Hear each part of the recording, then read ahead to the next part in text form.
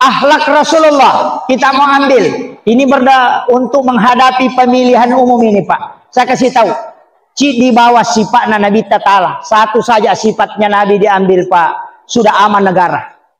Pak polisi tidak ada pekerjaannya. Jaksa tidak ada lagi persoalan dia urus. TNI tidak bisa keluar-keluar, Pak. Kenapa? Apa itu? Ajak tasusai pada tak rupa tahu. Jangan membuat susah orang lain. Itu aja.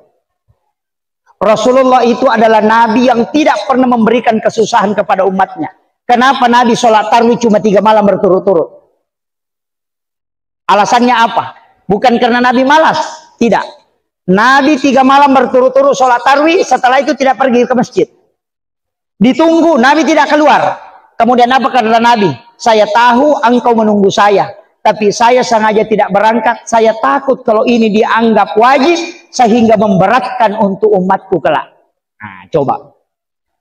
Itu hebatnya Rasulullah. Nabi kalau ada imam disuruh pendekkan bacaan kalau jadi imam. Kalau sholat sendiri panjangkan bacaan. Supaya orang tidak terbebani dengan sholat berjamaah. Itu Rasulullah.